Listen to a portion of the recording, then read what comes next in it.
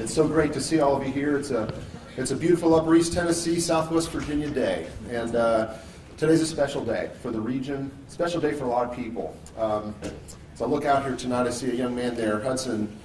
You think about the things that we're going to try to do, it's about him, and it's about his generation and the generations that are going to come. And a lot of people worked really hard over the last 4 years to get us to this day. I'm going to recognize them in a moment, but before we do that, I'd like to share with you a quick video.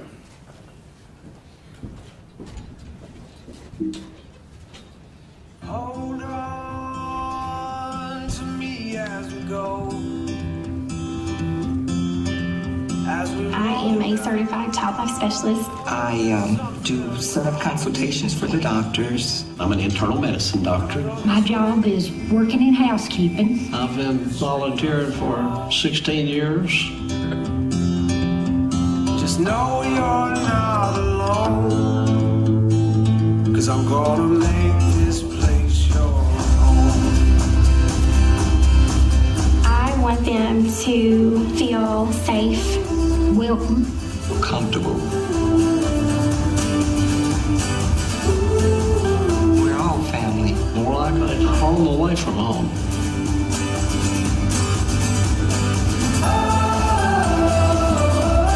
because I enjoy my work. I enjoy cleaning. I enjoy being around people.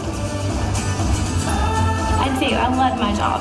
It's a joy, and it's just rewarding. It is very rewarding.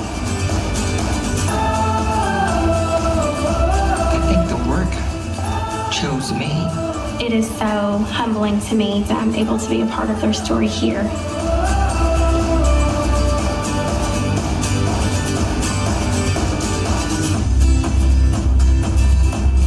The biggest part of my job is learning about my patient's story. You make the time and you take the time. Oh, you just listen. It means so much to see their face light up and have them at the end say, I did it.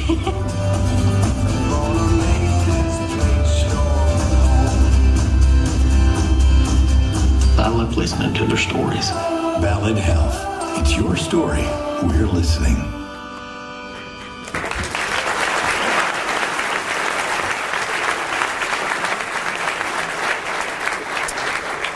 Ladies and gentlemen, Ballad Health. Ballad Health isn't a bunch of buildings with bricks and mortar, it's people. And some of those people are here today, and I'd like you to stand up and be recognized. The people that were in those videos. Stand up for a moment, just let us recognize you.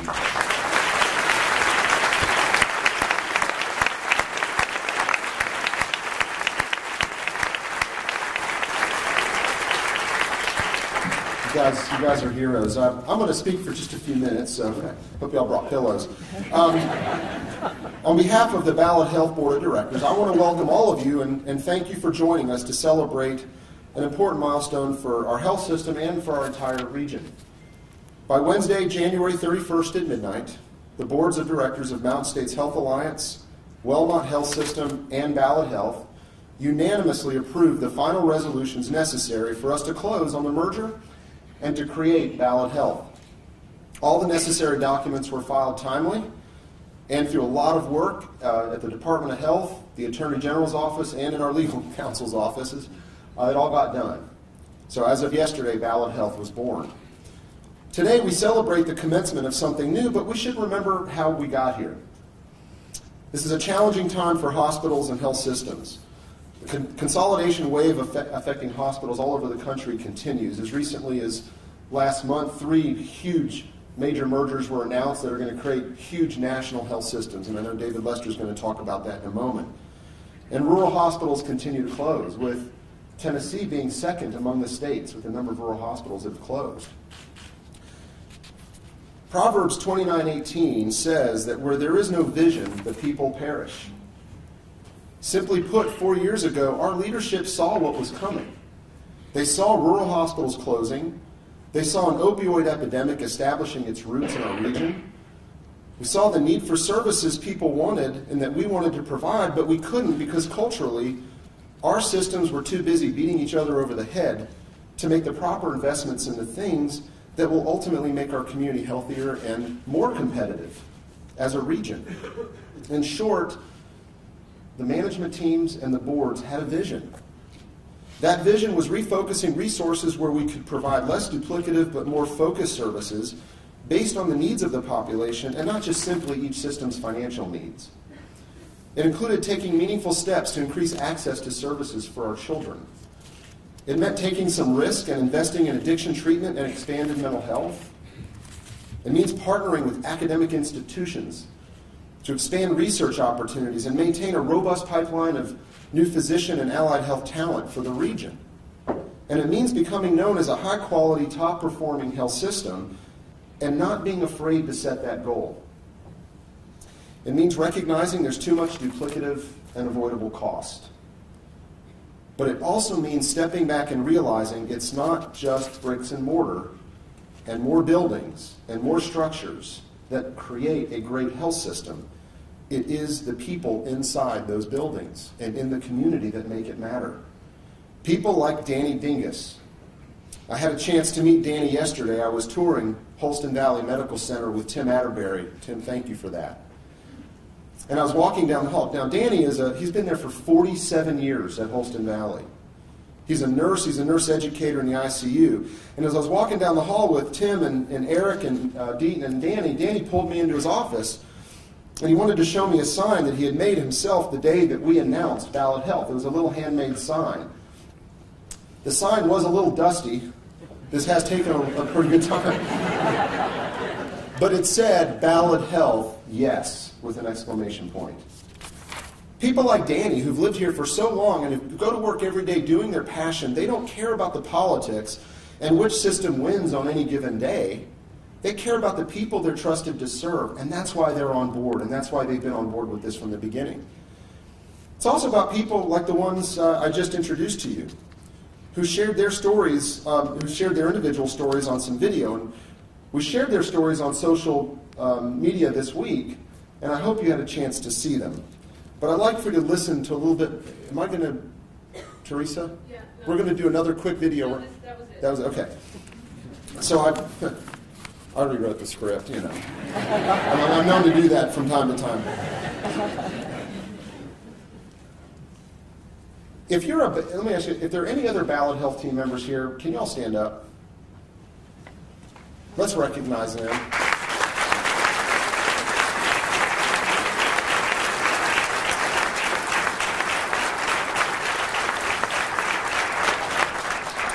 Now, let me tell you a little bit of story about the name and the culture. Our name is Ballad Health, and as you can see, our tagline is, it's your story, we're listening. That was not an accident. Every day, we have the privilege of having a front row seat to the story of our patients' lives. I can't think of a bigger privilege than that. They bring themselves to us at their most vulnerable moments, and they trust us. And in considering our name, when we asked them what was important to them, they said the same thing over and over again. I want you to listen to me. And that became our name and our tagline, and it will be our culture. Whether it's being with patients and families or dealing with each other, we all can be better by listening. And so that's why our tagline is a daily reminder of the privilege we have of hearing people's stories, and by listening, learning how we can help. It's not just our patients, as I said, but each other, and the hundreds of interactions we have every day. We think we can make our region and community better if we would just simply listen. Again, I like to quote a little bit of scripture here. Proverbs 18:13 says, if one gives an answer before he hears, it is his folly and his shame. We have an obligation to listen to our patients and their families, hear their story, and then help them figure out where they need to go to help them. And that is going to be the culture. And we're going to work to make it so. I remember sitting in a golf cart in early 2014 with my friend Bill Green. Now, everybody knows Bill is a mild-mannered, laid-back guy that doesn't like to interfere much in things. But he and I were sitting there talking about the fact that Wellmont was possibly up for sale. And he asked me what I thought the future would look like for our region's hospitals if that cascade of events were to have occurred. and I shared with him what I thought those challenges were. I told him the Board of Mountain States had decided to propose a merger with Wellmont. He stopped the golf cart and he sat quietly for a moment, and he said, "That is exactly what you need to do." We didn't talk much more about it after that, but the next thing I knew, I was invited to a meeting at his house with business leaders from all over the region. They asked me a bunch of questions.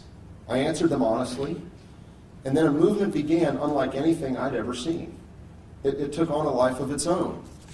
There were a lot of people that got involved in this merger, from our community leaders, every chamber of commerce, every municipality, every county government. They got involved because they took the time to understand why we were doing this, and they believed in the vision. It was not an easy road. Trust me, it got bumpy at times. But that's the nature of doing something big. You're going to run into those headwinds, but you have to persevere and work through it. The fact that we're standing here 4 years later, celebrating the success of that regional effort, should be a pretty strong signal about how committed we all are to this thing succeeding. Our health commissioner, Dr. John Dreisner, is here today. You know, John did not ask for this. He was minding his own business, doing his job in Nashville, when all of a sudden this bill pops up giving him this extraordinary responsibility. They didn't ask, the department did not, and the Attorney General did not ask for the volume of work that this created for them, nor did Marissa Levine up in Virginia or the Attorney General in Virginia. But they took it on. John, I thank you for the time that you took to understand it, to independently evaluate it, the degree with which you took the seriousness of the challenges that came from folks like the FTC and others to try to balance all of those issues. It wasn't easy. Believe me, negotiate. And you drive a hard bargain, by the way.